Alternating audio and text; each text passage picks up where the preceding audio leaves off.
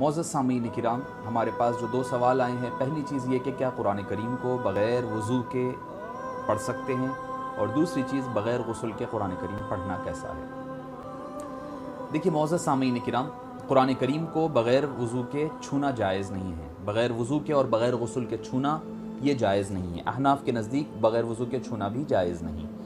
اب رہی بات قرآن کریم کے پڑھنے کے حوالے سے، تو کسی کا بھی اس بات پہ اختلاف نہیں ہے کہ بغیر وضو کے قرآن کریم کو بغیر چھوئے ہوئے پڑھنے پر کسی کو اختلاف نہیں، سب کے پاس جائز ہے۔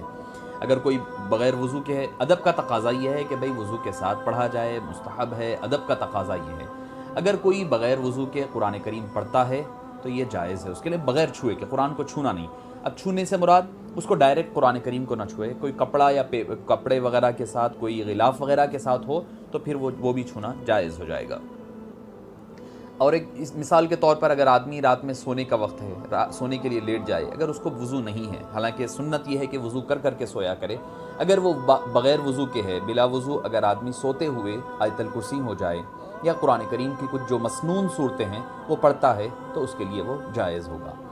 اب آئیے دوسرے سوال کی طرف کہ قرآن کریم کو بغیر غسل کی حالت میں پڑھنا کیسا ہے۔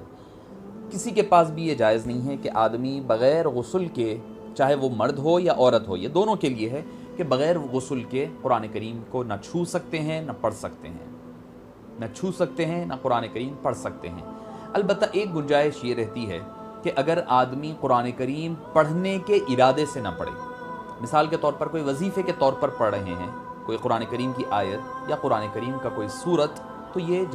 جواز بنتا ہے۔ مثال کے طور پر ایک خاتون ایام حیض میں ہے، مینسس میں ہے، تو اب وہ 8 دن رہے گی یا 10 دن رہے گی، تو اور اگر نفاس میں ہے تو وہ تو پھر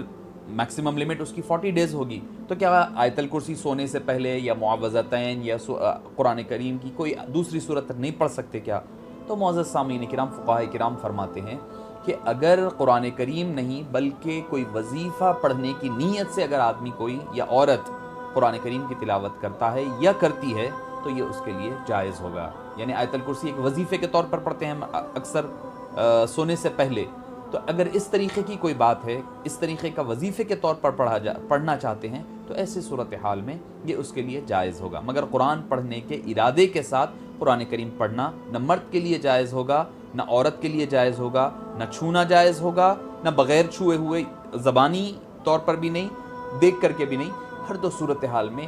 اس کو قرآن کریم کی تلاوت کرنا جائز نہیں